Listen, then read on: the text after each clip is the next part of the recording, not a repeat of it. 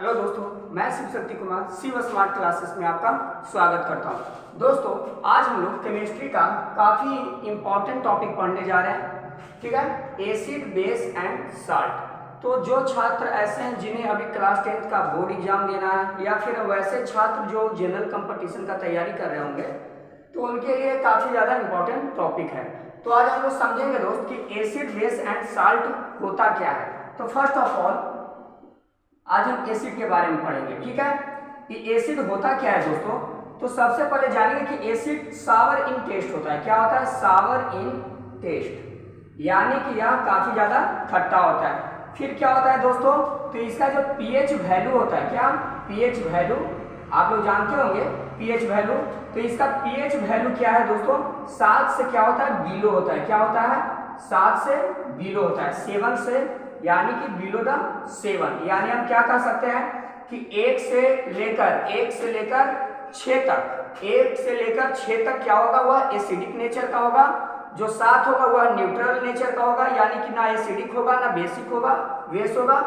और जो बेसिक होगा वह 7 से क्या होता है दोस्तों? 7 से जिसका भी पीएच मान अगर ज्यादा हो तो क्या होता है? बेसिक नेचर का होता है। आप एक पीएच स्केल जानते होंगे कि अगर पीएच स्केल है तो 1 से लेकर 6 तक, 1 से लेकर 6 तक क्या है? एसिडिक है। फिर क्या होगा? जो 7 है वह क्या है? न्यूट्रल है, यानी इसको न्यूट्रल बोल सकते हैं, न्यूट्रल। और जो 7 से एबव होता है दोस्तों, 7 से लेकर ऊपर तक जाएगा तो क्या होगा? वह बेसिक होगा, बेसिक नेचर का होगा। ठीक है ना, बेसिक नेचर का होगा दोस्त। ठीक है, आप देखेंगे कि एसिड क्या हुआ? सावर इन टेस्ट है, पीएच वैल्यू इसका क्या है? बिलो 7 है। फिर क्या होगा दोस्तों? यह क्या करता है? यह रेड लिटमस को क्या कर देता है दोस्तों? ब्लू में चेंज कर देता है। ब्लू लिटमस में क्या?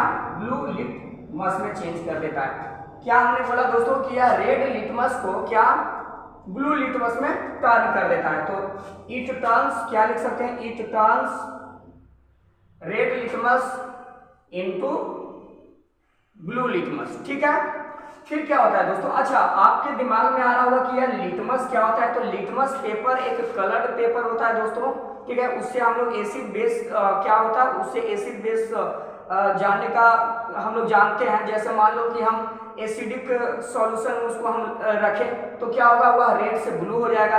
और अगर हम बेसिक में रखते हैं, बेस जो सॉल्यूशन होता है, बेसिक सॉल्यूशन होता है, अगर उसमें डालते हैं तो क्या होता है? ब्लू से रेड हो जाता है। तो लिटमस पेपर का हम प्रयोग एसिडिक और बेसिक नेचर को जानने के लिए करते हैं। ठीक है, फिर क्या होगा दोस्तों? जो एसिडिक सॉल्यूशन होता है, एसिडिक सॉल्यूशन, ठीक है, एसिड सॉल्यूशन इसे बोलेंगे। एसिड सॉल्यूशन जो होता है वह क्या करता है? पास द इलेक्ट्रिसिटी, क्या? पास द इलेक्ट्रिसिटी, यानी कि यह इलेक्ट्रिसिटी को क्या करता है दोस्तों? पास करता है। अगर इधर नहीं दिख रहा होगा तो हम यहां लिख देते हैं कि यह पास द इलेक्ट्रिसिटी, ठीक है। तो हमने क्या देखा कि जो एसिड होता है वो सावर इन टेस्ट होता है, पीएच वैल्यू इसका 7 से कम होगा। और यह क्या करेगा? लिटमस पेपर को, रेड लिटमस पेपर को ब्लू लिटमस पेपर में बदल देता है। और यह एसिडिक सॉल्यूशन जो इसका होता है दोस्तों, वह इलेक्ट्रिसिटी इससे पास हो सकता है। ठीक है ना। और फिर हमने क्या बोला? अच्छा, इसका एक और इम्पॉर्टेंट चीज है दोस्तों कि यह जब भी एसिडिक सॉल्यूशन में, याद रखिएगा, यह एसिड सॉल्यूशन में क्या करता है? हाइड्रोजन आयन का, क्या? हाइड्रोजन आयन रिलीज करता है दोस्तों। क्या? हाइड्रोजन आयन रिलीज करेगा। ठीक है, जब H प्लस या माइनस हो तो उसका अर्थ होता है कि वह आयन को हम सूचित कर रहे हैं। ठीक है, तो हाइड्रोजन आयन रिलीज करता है। तो देखिए हमने एसिड के बारे में क्या क्या सीखा। यह सावर इन टेस्ट होता है, इसका पीएच वैल्यू 7 से कम होता है, रेड लिटमस को ब्लू लिटमस में यह चेंज करता है, एसिडिक सॉल्यूशन में क्या होता है? यह इलेक्ट्रिसिटी को पास करता है। और फिर हम क्या देखें कि एसिडिक सॉल्यूशन में क्या होता है? यह हाइड्रोजन आयन क्या होता है? इससे टूटता है, यानी हाइड्रोजन आयन रिलीज करता है। अब थोड़ा सा हम लोग लिटमस पेपर देखेंगे कि नेचुरल लिटमस होता है दोस्तों, जो नेचुरल लिटमस होगा, ठीक है, नेचुरल लिटमस, उसमें कौन कौन आता है दोस्तों? एक नेचुरल लिटमस कहने का अर्थ होता है कि जो लिटमस पेपर होता है वो लाइकेन का बना होता है। ठीक है, लाइकेन का, लाइकेन, ठीक है। लाइकेन। ये लाइकेन क्या होता है दोस्तों? तो एल्गी और फंगस, याद रखिएगा, एल्गी और फंगस के बीच का कड़ी होता है कौन?